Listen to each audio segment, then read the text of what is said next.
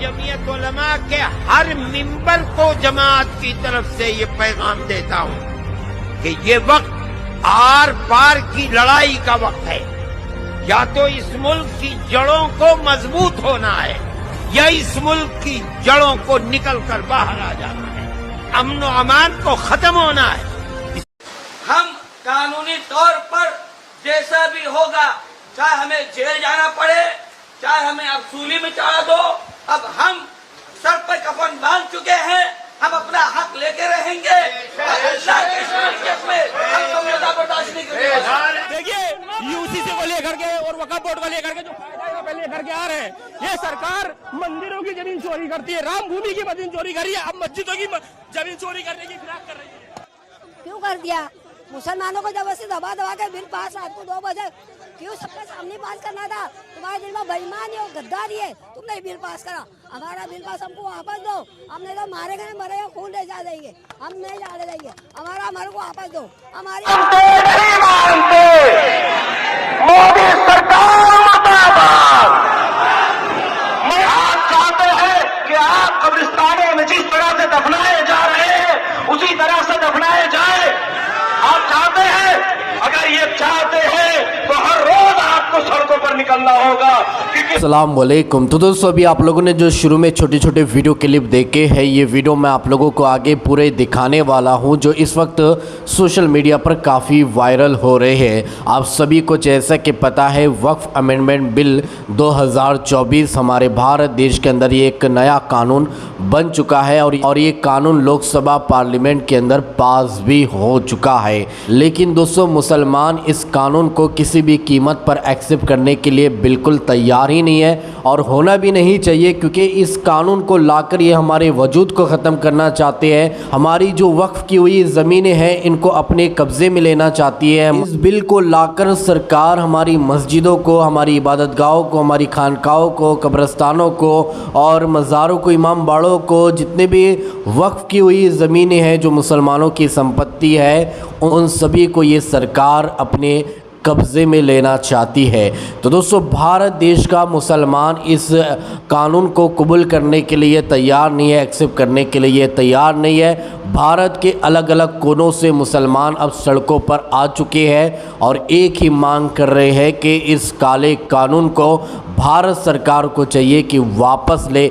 जब तक ये बिल वापस नहीं लिया जाएगा, तब तक मुसलमान अब चैन से नहीं बैठेंगे। मुसलमानों ने अलग ऐलान कर दिया है कि अब हम सर पे कफन बांधकर सड़कों पर निकल चुके हैं। यहाँ तक कि मौलाना अरशद मदनी साहब ने भी अब ये ऐलान कर दिया है कि ये वक्त अब आर पार खाए, अब ये वक्त जंग का है। मुसलमान अगर इस वक्त खामोश बैठ गया और मुसलमानों ने इस कानून को अगर एक्सेप्ट कर लिया, तो यकीन जानिए दोस्तों, एनआरसी भी लागू कर दिया जाएगा और मुसलमानों को इस भारत का शहरी मानने से ये लोग इनकार कर देंगे। सब कुछ जो है इनके ही अंडर में किया जाएगा। तो मुसलमानों, अब जागो, जागने का वक्त आ चुका है। सड़कों पर आकर, रोडों पर आकर पुरअमन तरीके के साथ जो है एहतजाज किया जाए, प्रोटेस्ट किया जाए और हुकूमत को मजबूर किया जाए इस बिल को वापस लेने में। तो जितने भी हमारे मुसलमान भाई हमारी इस वीडियो को देख रहे हैं, आप सभी से अदबन मैं गुजारिश करूंगा कि अपनी एक ज़िम्मेदारी समझते हुए, फ़र्ज़ समझते हुए अपने घरों से बाहर निकला जाए और रोडों पर, सड़कों पर आकर प्रोटेस्ट किया जाए और हुकूमत से ये मुतालबा किया जाए कि इस कानून को जल्द से जल्द वापस लिया जाए। तो दोस्तों, आइए सबसे पहले ये वायरल वीडियो क्लिप देखिए, फिर आगे हम बात करते हैं।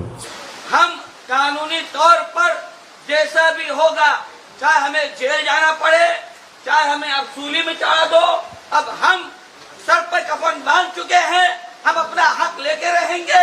अल्लाह की शरीयत में हम कमजोरी बर्दाश्त नहीं करेंगे।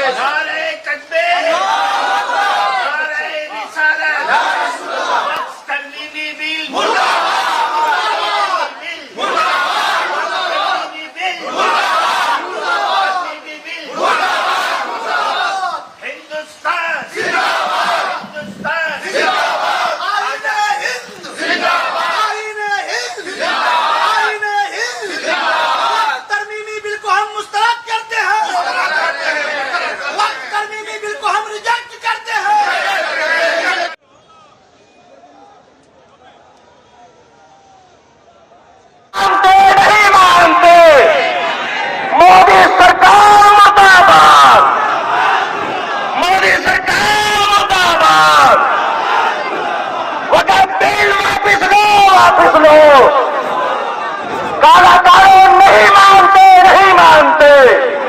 मोहतरमा उज़मा आलम साहब, आप चाहते हैं कि आप कब्रिस्तानों में जिस तरह से दफनाए जा रहे हैं उसी तरह से दफनाए जाए। आप चाहते हैं, अगर ये चाहते हैं तो हर रोज आपको सड़कों पर निकलना होगा, क्योंकि सदन तुम्हारा है, सड़क हमारा है। तुम सदन में बिल तो पास करा सकते हो, हम सड़क से नहीं हटेंगे उस वक्त तक जब तक कि ये बिल बातिल नहीं हो जाता। अजीजान मिल्लत, आपको ये बात समझनी होगी कि एनआरसी का जमाना था। एनआरसी में आप हजरात की ताकत ने उस बिल को पेंडिंग किया है, लेकिन ये ना समझे वो खतरा आपके सरों से टला है, वो खतरा भी बाकी है। अगर ये बिल पास तो हो गया है, अगर इसको आपने सरेखम तस्लीम कर लिया तो यकीन जाने एनआरसी भी लागू होगा, यूसीसी भी लागू होगा, और फिर ये टोपी पहनकर आप रास्ते में उतर नहीं पाएंगे, दाढ़ी रखकर रास्ते में चल नहीं पाएंगे, आपकी बहनें हिजाब पहनकर कॉलेज और स्कूल जा नहीं पाएगी। क्या ये मुमकिन है कि नहीं है? अगर ये कानून पास हो गया तो ऐसा होगा। इसीलिए इसे बातिल कराने के लिए हमें सड़कों पर उतरना होगा। हमें ये बात बतानी होगी कि हम अपने दुकानों को बंद कर देंगे, हम अपने कारखानों को बंद कर देंगे, हम बच्चों को स्कूल ले जाने के लिए किसी और को जिम्मेदारी दे देंगे, लेकिन हम जब भी आवाज लगाई जाएगी हम इस काम के लिए निकलेंगे। क्या आप सब तैयार हैं? ये कोई लफाजी नहीं की जा रही है। यहाँ जो लोग खड़े हुए हैं ये कोई पॉलिटिकल लीडर नहीं है।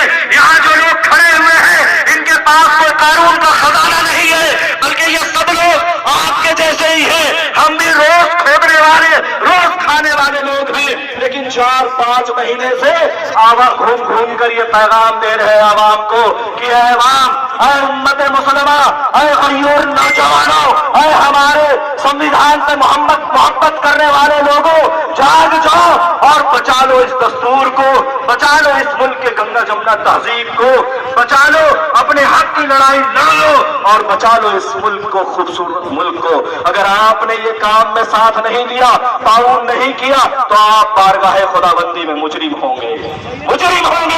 इसीलिए ये ना देखे कि कौन बुला रहा है, इसीलिए ये ना देखे कि कहां बुलाई जा रही है, ये ना देखे कि हमें बैठने के लिए कहा जा रहा है, ये ना देखे कि हम ऑडियंस में हैं। ये सब देखने की जरूरत नहीं है, सिर्फ ये देखना है कि बुलाया किस लिए जा रहा है। अजीज दोस्तों, आप तैयार हैं? सब जोरदार आवाज लगे, तैयार है? मुफ्ती समाइल नदवी साहब से मैं गुजारिश करूंगा कि मुख्तसर में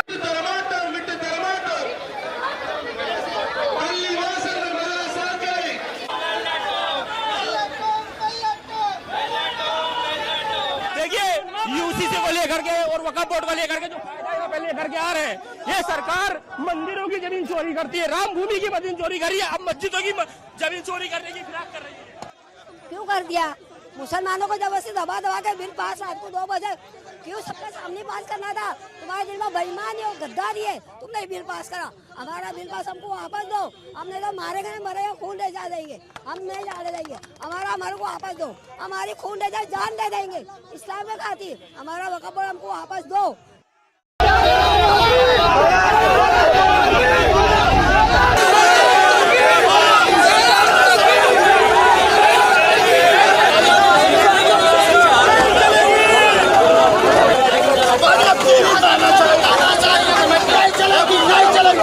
अमीर भाई क्या कहोगे आप? अमीर भाई क्या कहोगे? झूला बोल रहे हैं भाई, भाई क्या कहोगे? क्या कहोगे आप?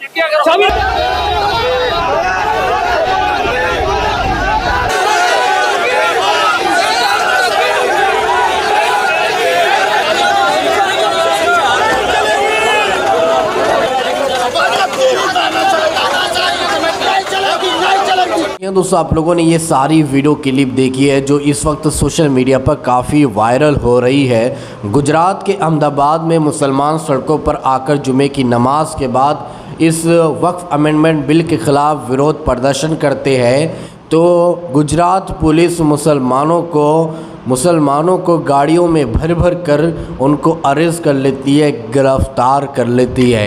यानी आप सोच सकते हैं कि किस तरह से ये तानाशाही हुकूमत मुसलमानों को यानी जेलों में भर रही है। सिर्फ इनकी ये गलती है कि ये कानून के ख़िलाफ़ विरोध प्रदर्शन कर रहे हैं, जबकि हमारा आइन, हमारा संविधान हमें इस बात की परमिशन देता है, इस बात की इजाज़त देता है कि तुम जो है विरोध कर सकते हो, प्रदर्शन कर सकते हो, रोडों पर आकर, सड़कों पर आकर तुम जो है अपना विरोध जता सकते हो। लेकिन दोस्तों किस तरह से आज मुसलमानों को सताया जा रहा है, मुसलमानों के साथ किस तरह से नाइंसाफ़ी की जा रही है। मुसलमान अपने हुकूक के लिए, अपने तहफ़्फ़ुज़ के लिए अगर आवाज़ उठा रहा है, विरोध प्रदर्शन कर रहा है, तो पुलिस प्रशासन जो है उनको उठाकर जेलों में बंद कर दे रही है।